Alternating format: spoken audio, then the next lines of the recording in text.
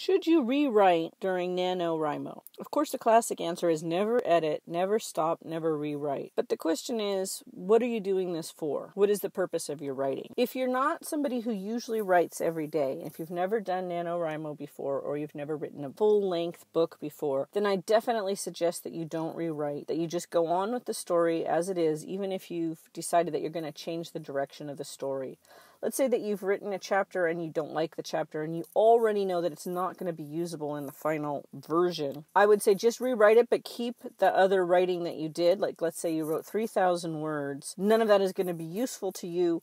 You write another 3,000 words. Go ahead and count all 6,000 of that in your final count. The reason is that one of the things you're trying to decide is one of the things you're trying to prove to yourself, because you don't really have to prove it to the rest of the NaNoWriMo community. We're not going to judge you one way or another. You will judge you, but we are not going to judge you because we've all been in that position before. Believe me, we understand. But if you're trying to prove it to yourself, then one of the things you need to prove is that you can write 50,000 words in a month, even if not all of those 50,000 words are going to be usable. So hey, go ahead and count it.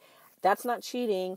That's just part of what you're trying to do, what you're trying to achieve is actually put the pen on paper or put the computer screen, the bits on the computer screen, put it together and put it out there and get those words out of your brain into a form that other people can read, even if you're never going to show it to other people because you've already decided it's crap. That's fine. Go ahead and do that. But what if you are already an accomplished writer, or you've already written a few books, and what you really need is to get a usable book? So you're not trying to prove to yourself that you can write 50,000 words in a month because you've already done that. So that's the situation I'm in. It's no use for me to, kind of count every word and everything like that. I already know that I can write 10,000 words in a day if I want to, or if the circumstances are right. But is that going to be useful to me in the long run? If it's not 10,000 words, that's toward a larger project that I can publish. For me, the only useful thing is having a publishable product at the end of the process. So I would rather have 25,000 words that I am going to use in the final product than 50,000 words that are all going to have to be scrapped.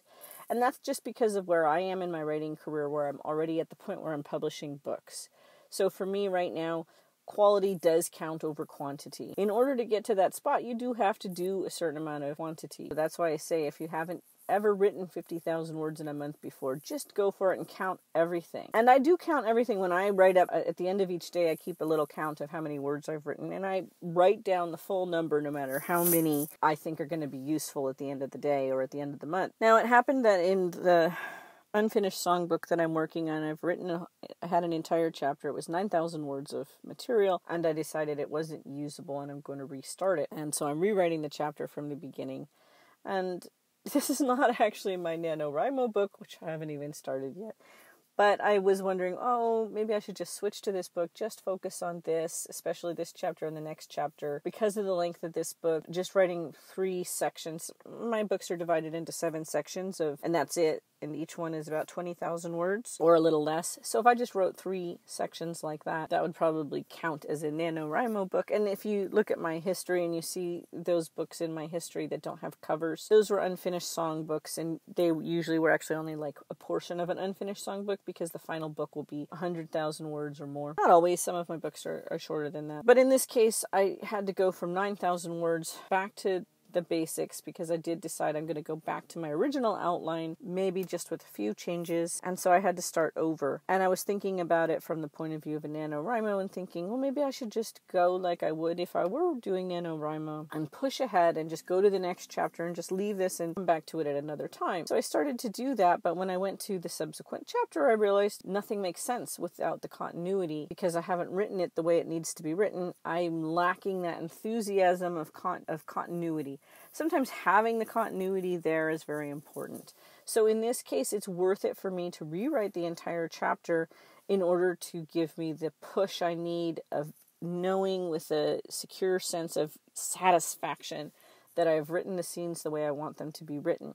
And that's what's going to give me the enthusiasm I need to write the subsequent scenes. You don't always have to know the scenes that come before to write later scenes. Sometimes you can go back and fill them in later.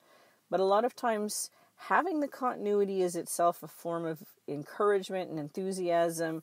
It's something that you can build on. You get into the story, you feel this excitement because you feel like you're there with the characters through the events as they actually happen in the story, that there's a reality to the way the events need to unfold. And if you haven't figured out or captured or lived through by writing that reality, then it's hard to jump ahead into the later sections of the book in some sort of mechanical way just because the outline says this is where you're supposed to be. If you have a section that deals with completely different characters or a different storyline, then that's often possible to do it that way. But in this case, where it's actually the same characters and the actions are going to follow directly upon what they did before, in this case, it's worth it for me to do the rewriting. So that's my advice.